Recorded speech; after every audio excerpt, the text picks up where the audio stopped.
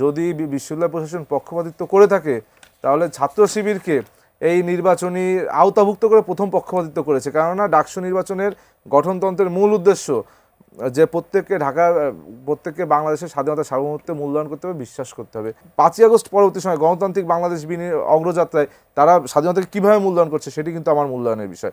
এখন ঢাকা বিশ্ববিদ্যালয় প্রশাসন এই প্রতিক্রিয়াশীল গোষ্ঠীকে যে প্রতিরোধ করতে হবে আপনার সেই আহ্বানে সাড়া দিচ্ছে না, কিন্তু আপনি যখন সাধারণ সম্পাদক নির্বাচিত হবেন তখন তারা সাড়া দিবেন নাকি আপনার নিজস্ব কোনো স্ট্রাইকিং ফোর্স নিয়ে তাদেরকে প্রতিরোধ করবেন? নারীদের যে বিভিন্ন সময় এই যে মবের সৃষ্টি হয়, বিভিন্ন সময় সাইবার বুলিং প্রতিরোধে ঢাকা বিশ্ববিদ্যালয়ের শিক্ষার্থীদের ম্যান্ডেট নিয়ে আমি জিএস নির্বাচিত হলে সর্বপ্রথম একটি অ্যান্টি সাইবার বুলিং সেল গঠন করব, যেখানে আমাদের বিশ্ববিদ্যালয়ের নারী যারা রয়েছে তারা বিভিন্ন সময় সাইবার বুলিং প্রতিকারে তাদের বিভিন্ন অভিযোগ জানাতে পারবে এবং সেটি সমাধানে আমরা বিশ্ববিদ্যালয় প্রশাসনের সাথে কথা বলবো।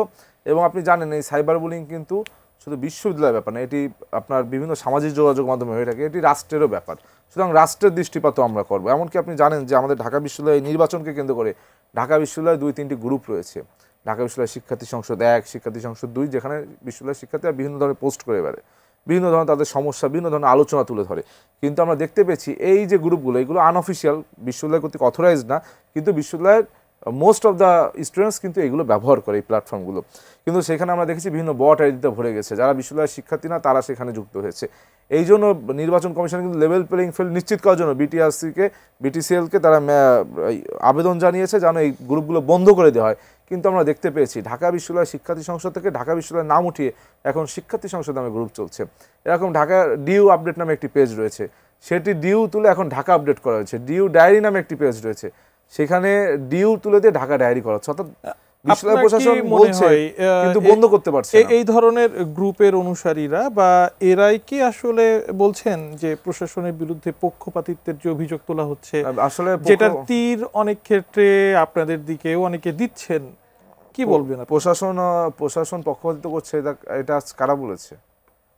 মানে আমার জানা নেই, কেউ কি বলেছে? কোনো প্যানেল বলেছে?